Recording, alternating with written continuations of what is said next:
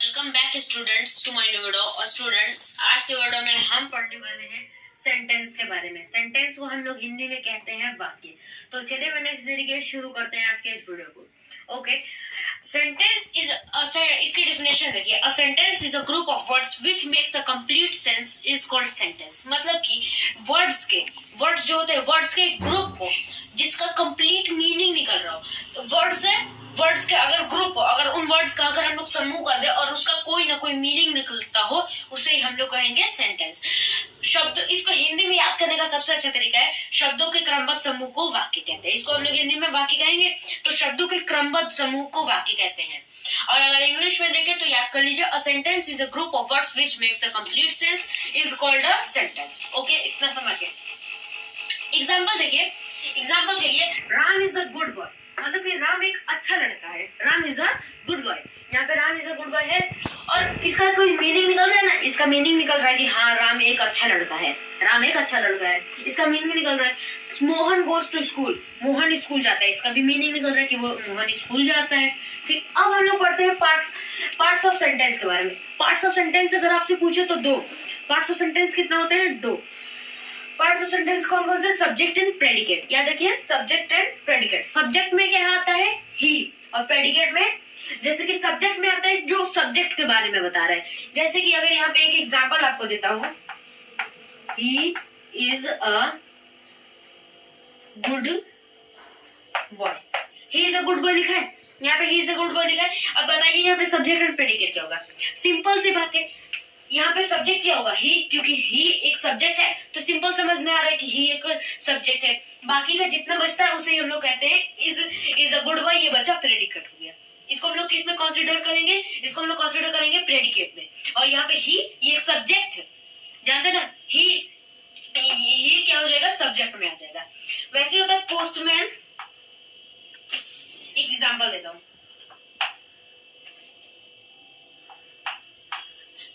Ram is a good boy. ठीक, यहाँ पे Ram is a good boy यहाँ पे है। जैसे कि यहाँ पे है, देखिए यही वाला सेंटेंस देख लीजिए, यही वाले सेंटेंस में क्या है, Ram is a good boy. Ram यहाँ पे क्या हो जाएगा, सब्जेक्ट, और गुड बॉय उसका प्रेडिकेट हो गया। सब्जेक्ट यहाँ पे क्या हो रहा है, राम। ठीक, याद रखिए, सब्जेक्ट हो गया इसमें राम। अब देखिए, इतना हम लोग सब्जेक्ट एंड प्रेडिकेट के बारे में समझ गए। अब हम लोग समझते हैं काइंड्स ऑफ सेंटेंस के बारे में। ओके, अब हम लोग पढ़ते हैं काइंड्स ऑफ सेंटेंसेस के बारे में।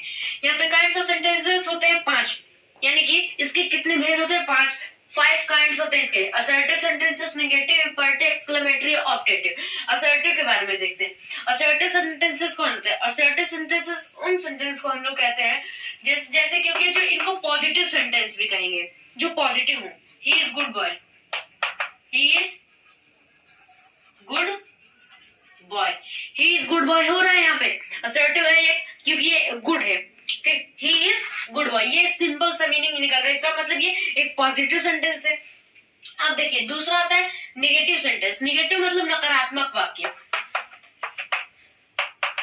यहाँ पे लग जाता है not, he is not good boy, he is not good boy मतलब वो अच्छा लड़का नहीं है। ही इज नॉट लग गया, यानी पे नेगेटिव हो गया। He is not good boy मतलब कि ये नेगेटिव सेंटेंस में हम लोग इसको कंसीडर करेंगे। इंपरेटिव सेंटेंसेस क्या होते हैं, इंपरेटिव सेंटेंसेस में रिक्वेस्ट आता है, जैसे किसी के लिए रिक्वेस्ट, किसी से रिक्वेस्ट कर रहा हो, किसी को ऑर्डर दे रहे हो। ठीक, जैसे कि हो गया ऑर्डर में, हम लोग इंपरेटिव में पहले देखते हैं रिक्वेस्ट के बारे में। Request, please give me, request करते हैं तो प्लीज लगाते ना, please give me your pen, मतलब कि मुझे अपना कृपया करके पेन दे दीजिए। यहाँ पे कृपया लग रहा है, ठीक, ये प्लीज हो गया, यहाँ पे लग गया प्लीज, ये हो गया किसमें आएगा, रिक्वेस्ट में। ऑर्डर में शट ऑफ द डोर मतलब कि दरवाजा बंद कर दो। यहाँ पे ऑर्डर दे रहा है ना, या फिर यहाँ पे ऑर्डर दे रहा है तो इसको हम लोग कहेंगे इंपरेटिव सेंटेंसेस में। इसको रिक्वेस्ट भी आती है और ऑर्डर भी आता है, याद रखिए। अब आता है एक्सक्लेमेटरी सेंटेंसेस। एक्सक्लेमेटरी सेंटेंसेस किन्हें कहते हैं, एक्सक्लेमेटरी सेंटेंसेस होते हैं जिसमें ऐसे हेलो, हेलो के बाद ये एक्सक्लेमेटरी सेंटेंसेस। ये देखिए, जैसे कि इसको हम लोग इंटरजेक्शन पढ़े, इंटरजेक्शन जैसे होता है वैसे एक्सक्लेमेटरी, जिसमें एक्सक्लेमेटरी साइन लग जाता है। हेलो, हेलो हो गया, hurray, hurray we won the match, मतलब कि हम लोग मैच जीत गए। मगर इसके पहले क्या लगा है? हुर्रे। अगर हुर्रे लगा है तो इसको हम लोग किसमें डिक्लेयर करेंगे?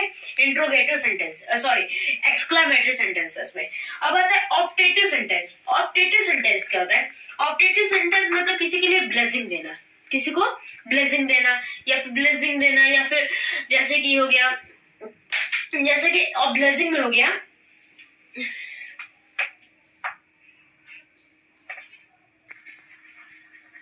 होता है गॉड ब्लेस यू, जैसे कि गॉड ब्लेस यू, यहाँ पे ब्लेसिंग दे रहे हैं ना किसी को, गॉड ब्लेस यू, यहाँ पे किसी को ब्लेसिंग दे रहे हैं, इसको हम लोग इसमें कंसीडर करेंगे ऑप्टेटिव सेंटेंस में। समझ गए? ओके, अब हम लोग पढ़ते हैं एक इंट्रोगेटिव सेंटेंस। इन्हीं में आता है इंट्रोगेटिव, नाम से ही पता चल रहा है क्या होता है इंट्रोगेटिव, जिसमें क्वेश्चन पूछा जाता है, उसी को हम लोग किसमें कंसीडर करेंगे? और इंट्रोगेटिव सेंटेंस में, जैसे कि what is your name, where are you living, what are you doing, यहाँ पे सब ये सब है किसमें आते हैं? इंट्रोगेटिव सेंटेंसेस में ये सब आते हैं। ओके, अब देखिए पार्ट्स ऑफ सेंटेंस और काइंड्स ऑफ सेंटेंस में बहुत डिफरेंस होता है। देखिए, अगर आपसे पार्ट्स पूछा जाए तो आप कहेंगे सब्जेक्ट एंड प्रेडिकेट पार्ट्स, और अगर आपसे काइंड पूछा जाए तो ये 6 बता दीजिएगा। एक 6 भी होता है, मैंने नाम लिखा है इंट्रोगेटिव सेंटेंसेस।